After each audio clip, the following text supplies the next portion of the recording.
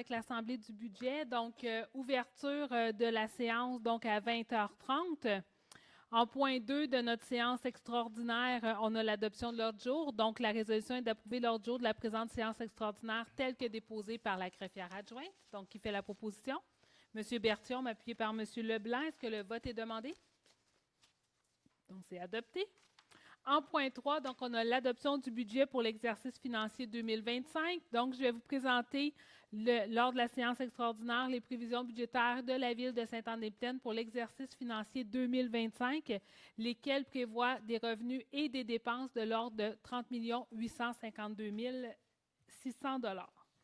Donc, si on va d'abord au niveau des revenus, là aussi, vous avez sûrement remarqué qu'on a notre trésorière avec nous, donc Mme Poitras, qui est toujours présente au cas où il y aurait des questions trop compliquées. Donc, si vous avez des cols que je n'ai pas la réponse, ça va pouvoir venir à mon aide. Donc, au niveau des revenus, donc au niveau de la taxe, c'est principalement la taxe foncière et les tarifications.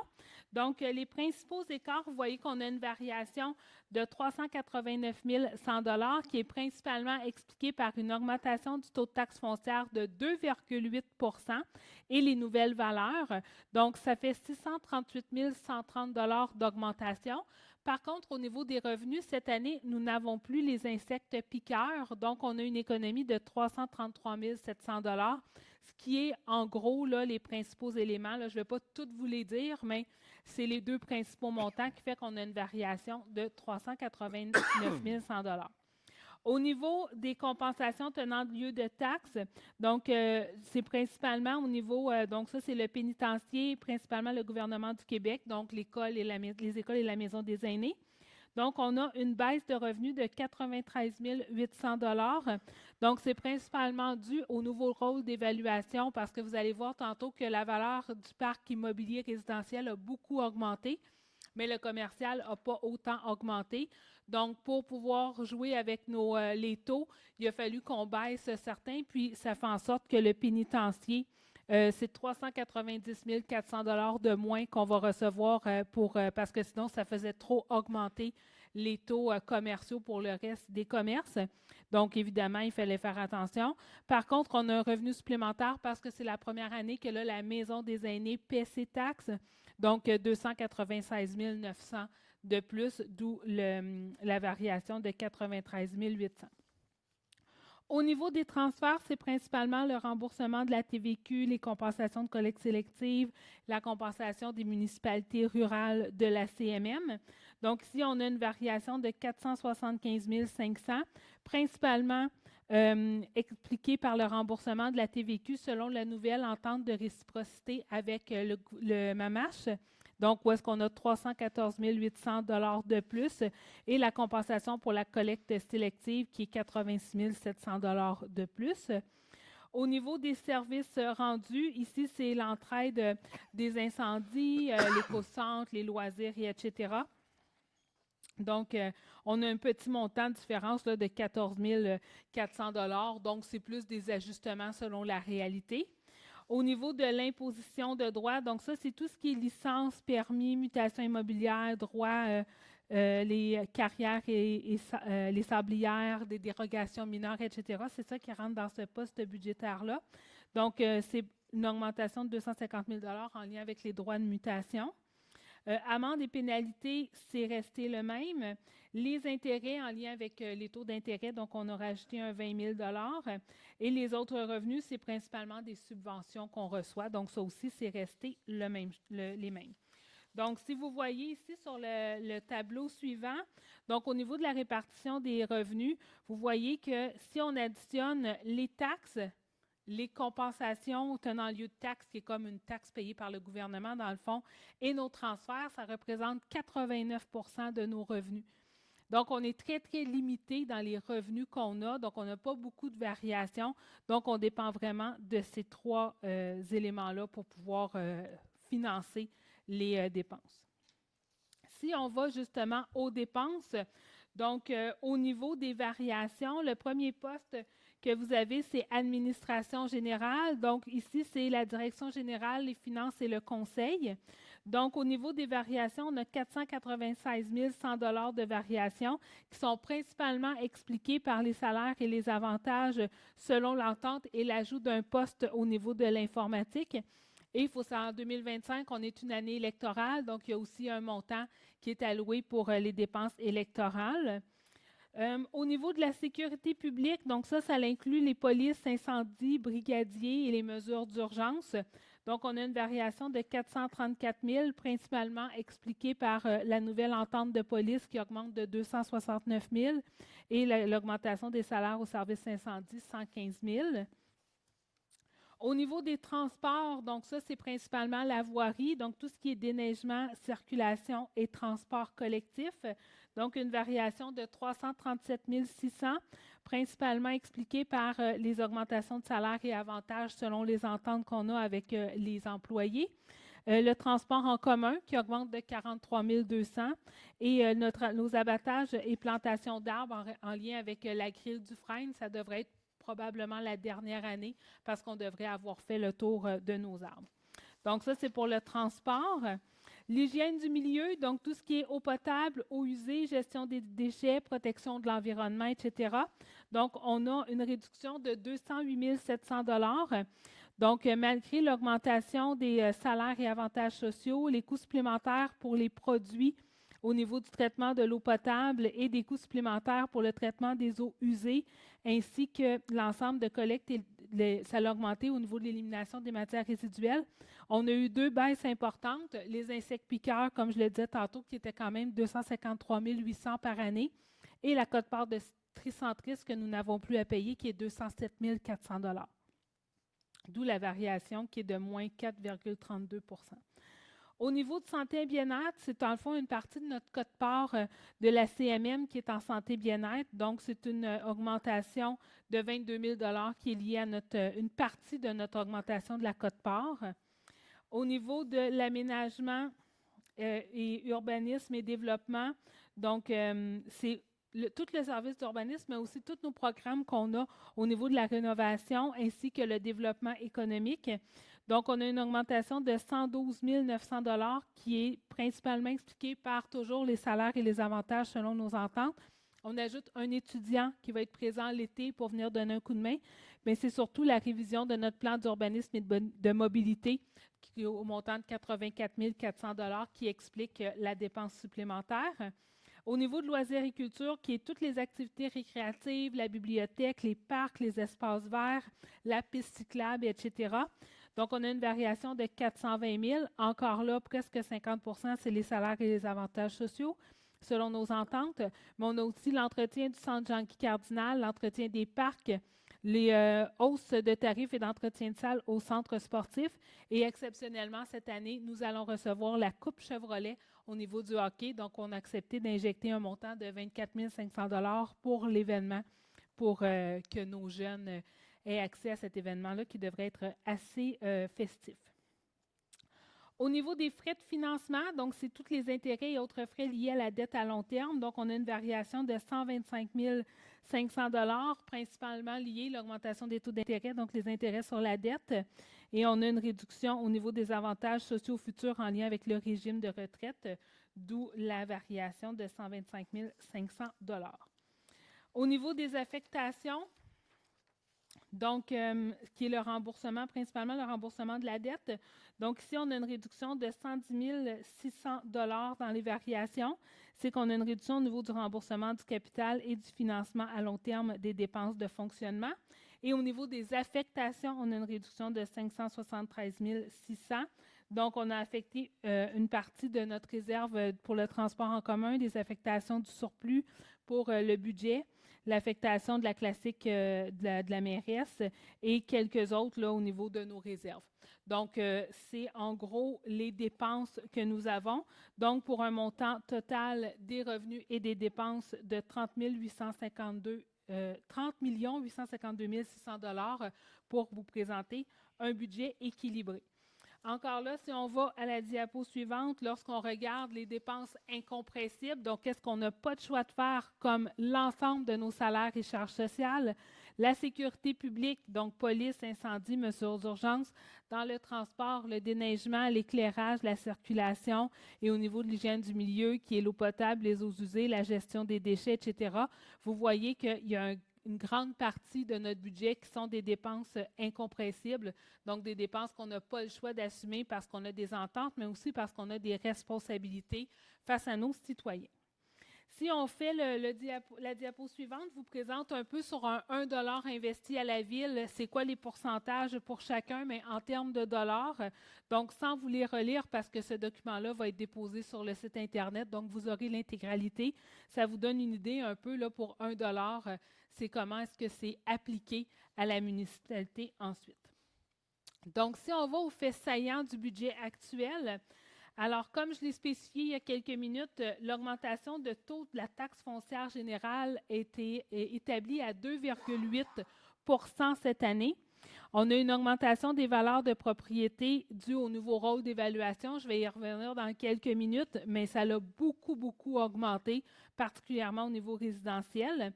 Les tarifications ont presque pas bougé. À vrai dire, on en a une seule qui augmente de 6 $, qui est la taxe pour l'assainissement des eaux. Et on en a une qui disparaît, qui est la taxe qui était au coût de 50 $ pour le contrôle biologique des insectes piqueurs. Pour les autres, c'est maintenu tel quel. Alors, en 2025, 26, 27, on a un nouveau rôle. Donc, le nouveau rôle est déposé.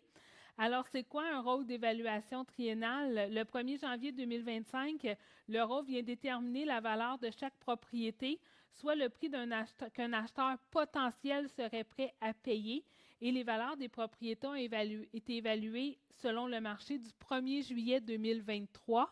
Donc, c'est pour 2025, 26, 27, les rôles ont été faits en 2024, basés sur la valeur de l'année précédente.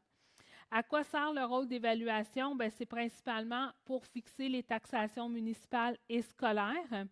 Et qui détermine la valeur? Ce n'est pas la municipalité, encore moins le conseil de ville qui détermine. Donc, la loi oblige les municipalités à se doter d'un évaluateur agréé. L'évaluation d'un immeuble se fait par la méthode de comparaison, donc en comparant des biens similaires, ou la méthode de coût en estimant le prix de construction d'une résidence équivalente aujourd'hui. L'impact sur la valeur moyenne a été très, très important. Donc, vous voyez qu'on a 61 % d'augmentation des valeurs des résidences. Donc, une maison moyenne, là, on s'entend que ça n'existe pas, une maison moyenne, mais pour vous donner une idée, là, donc, on passe de 264 831 à 426 298. Par contre, c'est une moyenne, donc il y en a qui sont en haut, il y en a qui sont en bas. 40 % se retrouvent au-dessus du 61 %, là, au-dessus de la valeur, et 60 % sont au-dessous de ce taux-là. En chiffres, évidemment, ce qu'on fait, c'est qu'on prend les valeurs moyennes, puis on essaie d'arriver à un chèque comparable. Donc, en 2024, le taux de taxe foncière pour 100 $ d'évaluation était à 0,8951. Avec la nouvelle valeur, on a dû réduire le taux à 0,5717 pour qu'ultimement, on ait le même chèque. Et à ce montant-là, là, on a appliqué le 2,8 % d'augmentation. Donc, c'est ce que je vous ai nommé rapidement tantôt en vous disant que vous étiez pour avoir la comparaison et le tableau dans la présentation du budget. Donc, vous l'avez sous les yeux. Donc, sans les nommer, les deux colonnes, donc on revient, vous voyez que le résiduel, les condos, l'agricole et le forestier est à un taux de 0,5717. Les immeubles résidentiels de 3 à 5 logements, on est à 0,7313. 6 à 9 logements, 0,6694. 10 logements et plus, 0,7621. Les non-résidentiels, qu'on dit souvent les taux commerciaux, sont à 1,2834. Les immeubles industriels à 1,4205 et les terrains vagues desservis à 2,2868. On a aussi la taxe spéciale qui est pour le transport en commun qui a un taux unique qui a été réduite à 0,0263.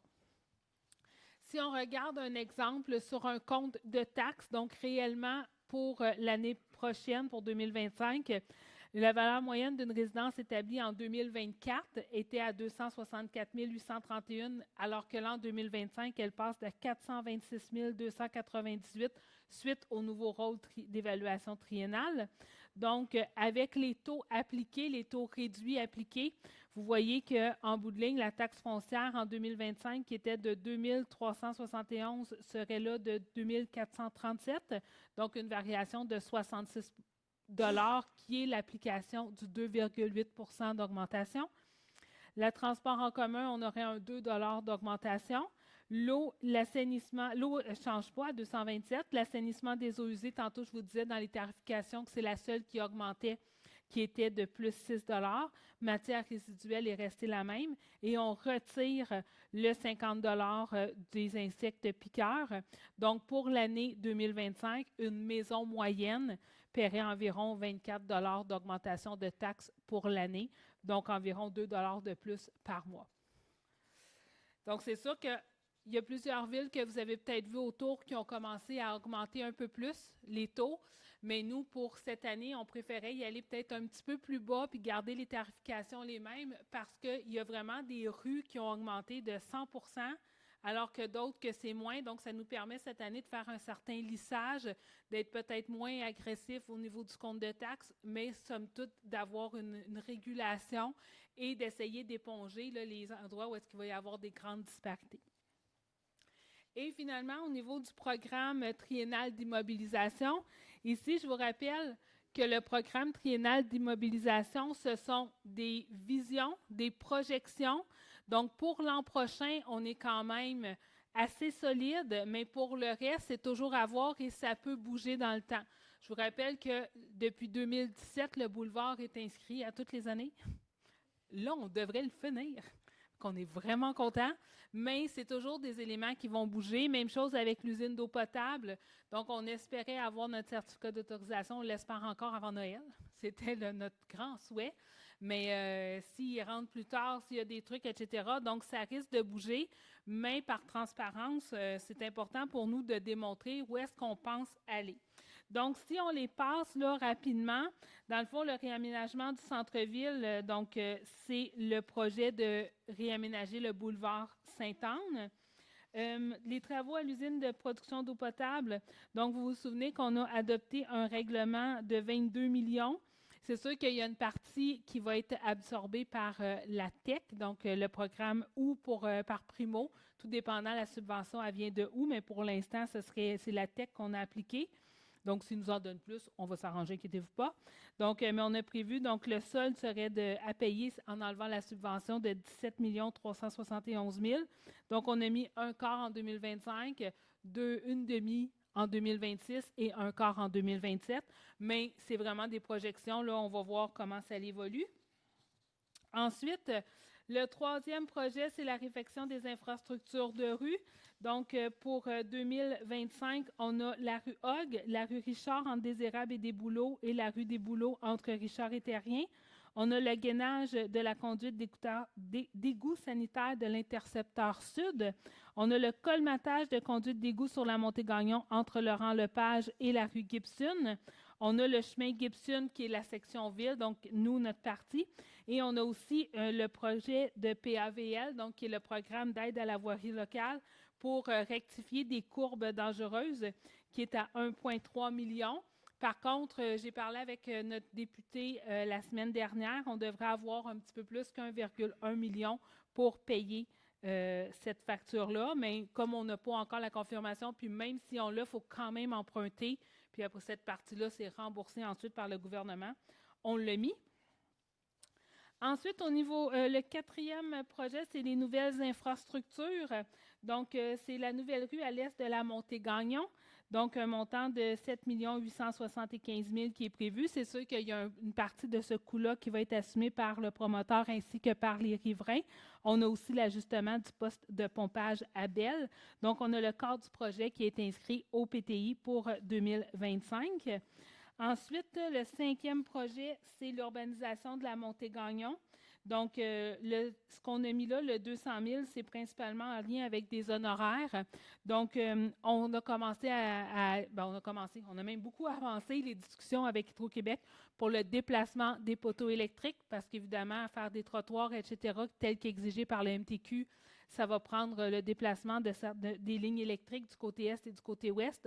Donc, les discussions avancent bien avec Hydro-Québec, mais c'est quand même Hydro-Québec au niveau des frais, c'est pas super, c'est plus au niveau des télécommunications.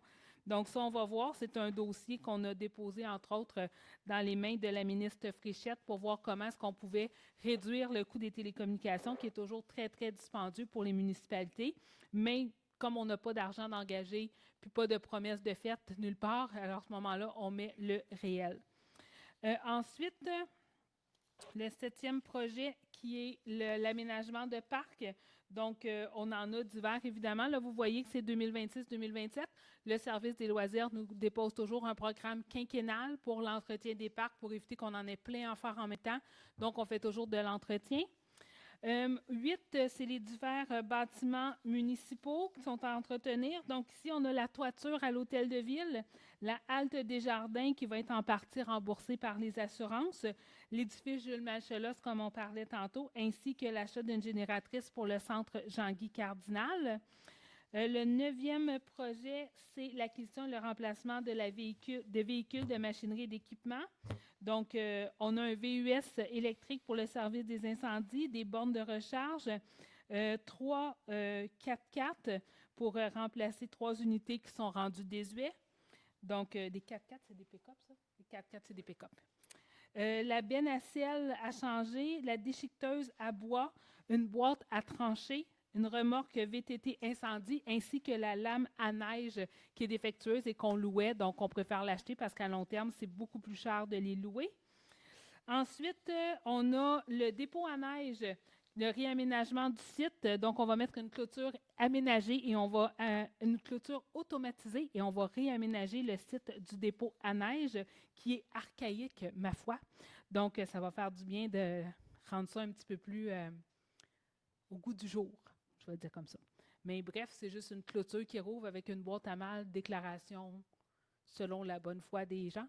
Donc, on va mettre quelque chose d'un petit peu plus pour s'assurer, de la provenance, qui vient dans notre dépôt à neige, qui le dépose. Ce n'est pas juste nous, ça peut être des privés aussi. Donc, on va avoir un petit peu plus de contrôle sur les neiges qui vont être déposées dans notre dépôt à neige. Donc, on va l'automatiser.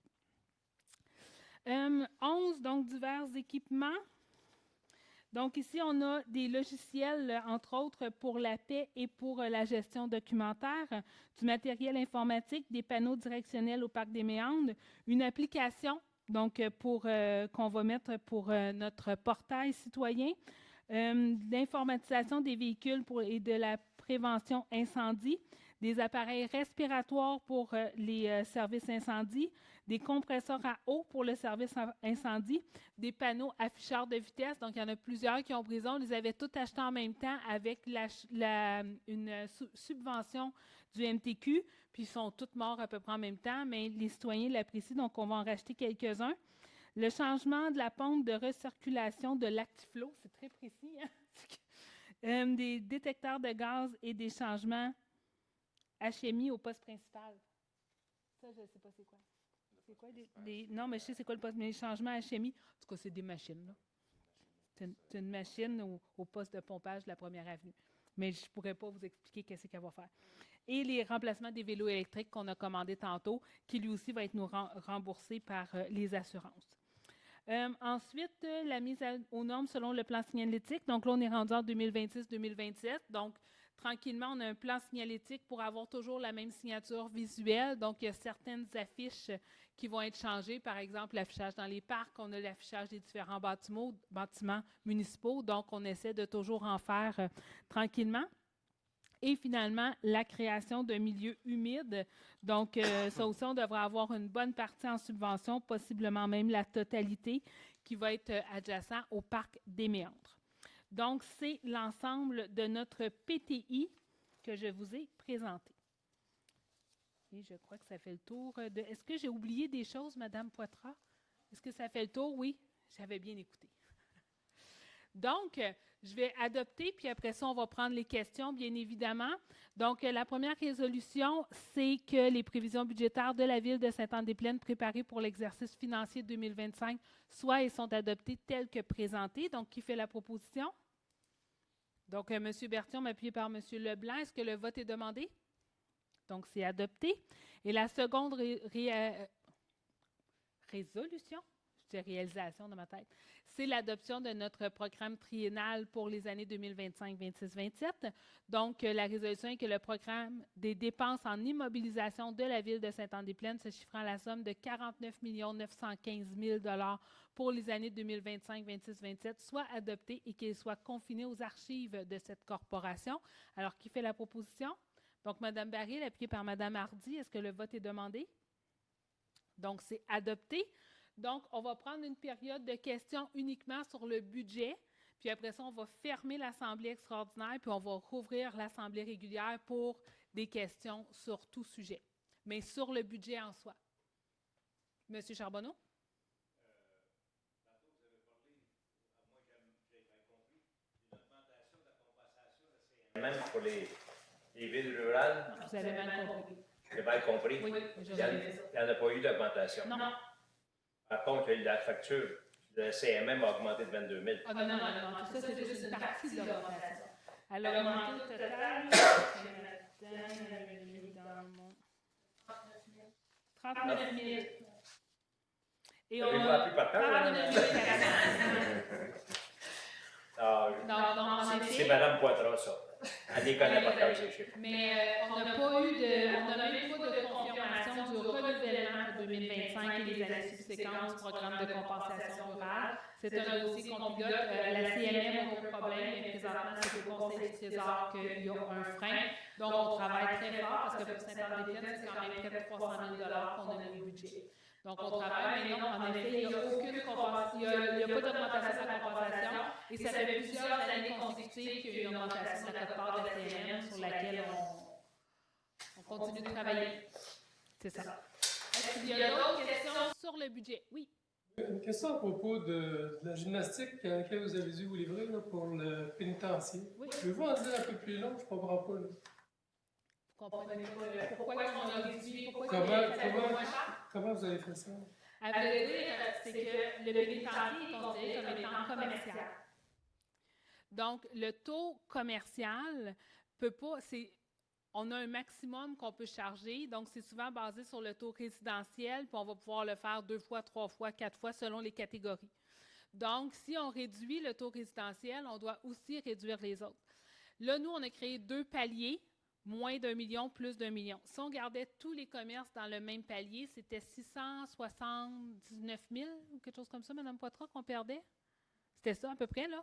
Donc là, on a créé 2 catégories, 2 paliers pour le commercial, les bâtiments de moins d'1 million, les bâtiments de plus d'1 million. On ne peut pas avoir une catégorie ou un palier qui regroupe un seul bâtiment, parce qu'on s'entend que des pénitenciers, il n'y a rien à Sainte-Anne qui se compare à ça. Mais dans la loi, si on fait une catégorie puis qu'il se retrouve le seul, c'est illégal parce qu'ils disent que c'est ciblé pour le taxer juste lui, qui est un peu ça qu'on aurait voulu faire, là. Mais donc, c'est pour ça qu'en bout de ligne, comme on est réglementé dans la manière qu'on doit appliquer les taux de taxes, ça fait en sorte qu'en bout de ligne, bien, le pénitencier va avoir le gouvernement fédéral va avoir une économie.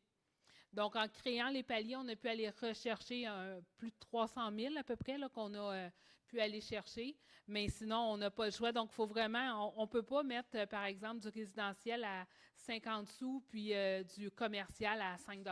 Donc, c'est plus ça. Ça, quand même, c'est que l'économie que le fédéral fait, c'est le commercial qui le paye? C'est l'ensemble des comptes de taxes. Il n'y a pas d'autre solution à ça. On les a tous faites, on a tous appelé, on a tous vu, on a essayé de créer des catégories, de voir c'est quoi. Dans le fond, le seul moyen qu'on aurait pu s'en sauver, c'est si on avait eu plus d'un pénitencier sur notre territoire. Mais comme à Laval, par exemple, qui ont plusieurs pénitenciers, bien, eux pourraient faire une catégorie qui regroupe ce type de bâtiment-là. Mais quand on en a juste un, à ce moment-là, on ne peut pas. Donc, comme on est limité dans les écarts qu'on a entre les catégories, bien, on est au maximum qu'on a pu. Et c'est nouveau du rôle d'évaluation actuelle qu'on peut faire des sous-catégories, qu'on peut faire des paliers, tout ça. Avant, on n'avait même pas le droit de faire ça. Donc ça, c'est avec nos nouveaux super pouvoirs qui appelleraient la ministre à l'appel qu'on peut le faire. Sinon, ça aurait été encore plus difficile. Parce que donc cette année, on avait un petit lousse, si vous me permettez l'expression, parce qu'on a un remboursement de la TVQ qui est plus important et la maison des aînés. Donc ce lousse-là, ça fait en sorte que là, ben, c'est passé tout dans le loin du pénitencier. Mais vous avez raison de dire que ça a été toute une gymnastique. Puis là, je parle pour nous, mais c'est rien nous. Là, c'est vraiment le service des finances qui ont appris à faire des saltos cette année là, pour réussir à le compléter. Mais il y a une injustice, puis là, moi, je le vis ici, à Saint-André. Bien, moi, je prends toutes les responsabilités, c'est moi qui le vis. Mais je parlais l'an dernier, par exemple, avec des collègues pour des cégeps, par exemple, à Sainte-Thérèse. Quand ils ont un nouveau rôle, bien, le cégep a payé beaucoup moins que ce qu'il payait dans les mêmes eaux que nous. Il y en a d'autres, c'est des reconnaissances pour des bâtiments comme un palais de justice ou les cours municipales, ça, c'est des bâtiments. Mais tout ce qui est gouvernemental, ça a souvent un impact. Puis pourquoi est-ce que c'est zoné commercial? Mais ce n'est pas la ville qui décide comment c'est zoné, c'est eux qui nous l'imposent. Puis c'est la même chose pour les écoles. Pourquoi est-ce que les écoles paient même 80, 78, 80 de leur valeur en taxes puis ne paient pas 100 Ça aussi, c'est un combat. Il y en a des services, là, ils prennent de l'eau, ils prennent du déneigement, ils prennent des égouts. C'est gros, les écoles, là, on a besoin des brigadiers, c'est payé par la ville. On fait l'entretien, on s'assure qu'il y a des trottoirs, on a des corridors scolaires, on enlève la neige. Il y a beaucoup, beaucoup, beaucoup de services qui sont offerts par la municipalité pour les écoles, mais ils ne paient pas 100 de leurs taxes. Ça aussi, c'est un combat que les municipalités on mène présentement pour dire c'est du ressort du provincial, l'éducation. Il faudrait que ce soit eux qui paient pour l'ensemble des services qu'on offre à la population. Il n'y a pas de service spécifique qu'on peut facturer au pénitencier. Non, puis en plus, le pénitencier il est hyper indépendant. Ils ont leur propre police, leur propre incendie. On est juste là en backup, si on veut. Là. Ils ont leur propre étang aéré. Donc, ils ont leur propre réseau d'eau potable. Donc, c'est comme les meilleurs citoyens corporatifs à avoir, mais là, cette année, il y a un rabais. Puis en même temps, je ne voudrais pas qu'ils partent parce qu'ils en paient beaucoup des taxes. Donc, c'est 2 millions de moins. Combien cette année? 300 000 de moins. Ça, c'est par rapport à l'année passée. Mais le taux de taxe que payent présentement les pénitenciers, là, je l'ai ici, mais Mme Poitras est souvent plus vite que moi pour le trouver. Dans les revenus, c'est 160 000. Non, mais ça, c'est de moi, mais comment ils payent au total? Demandez combien ils payaient. 2 millions 164 000, c'est ça. Donc, sur un budget de 30 millions, il en paie 2 millions 164. Mais j'aurais dit que je ne pas 2,5, mais là, on n'a pas le choix. Mais c'est quand même une réalité particulière. Même ceux qui dans d'autres villes, je parlais avec la ville de Chelsea, qui est dans le coin près d'Ottawa, eux, c'est un parc national fédéral. Puis eux autres aussi, au niveau de la reconnaissance, la valeur du taux, puis tout ça, c'est très, très, très complexe. Donc, on fait avec, mais on reste pas silencieux pour autant. Merci. Est-ce qu'il y a d'autres questions en lien avec le budget? Ça clôt? Non? Question, je ne me suis jamais posée. Est-ce que l'augmentation de valeur des écoles, des prisons, est-ce que ça suit, c'est quoi l'augmentation de la valeur? Bien, l'augmentation du commercial, c'est dans le 40. Madame Poitras, c'est parce que le pénitencier est comme à 6. 51 51 la valeur commerciale, puis le pénitencier, juste le pénitencier, il est 18. Pas suivi. Parce que c'est rare qu'on achète un pénitencier et qu'on en vend un. Là. C'est que... On se disait, ou une école, il n'y a pas d'école à vendre, il n'y a pas de... Donc, c'est des valeurs qui sont mises, qui doivent être comme approuvées ou adoptées par les autres paliers de gouvernement, sur lesquels on a très, très peu de pouvoir. C'est là qu'il y a des villes, comme je disais, comme la ville de Chelsea, qui sont rendues devant les juges pour établir et avoir la juste valeur de la dépense. Mais ils n'ont pas des condos, les autres? Oui, c'est ça. C'est le père qui vient de dire ça, là, pour les taxes par chambre, par exemple. Moi, j'ai essayé de dire, quand ils ont leur ça, mais moi, je me disais, c'est parce qu'on a comme 3 unités, le minimum, le médium, le maximum, ça devait être 3 prisons, mais ça n'a pas passé. On a essayé, on a été imaginatif, en tout cas, mais ça n'a pas passé. Mais c'est fâchant. C'est fâchant parce qu'on est géré, on a tellement de lois qui nous gèrent les villes avec lesquelles on doit faire, incluant comment qu'on doit taxer, etc., que ça nous met des fois dans des situations un peu embêtantes comme celle qu'on a là. Moi, j'ai bâti un petit village western, puis avoir une prison. On dans la tout. Ouais, c'est ça. J'ai hâte de vivre chez les Donc, si on est rendu là, je vais me permettre de clore l'Assemblée extraordinaire sur le budget. Donc, il est 21h05. Et à ce moment-là, on va rouvrir l'Assemblée régulière.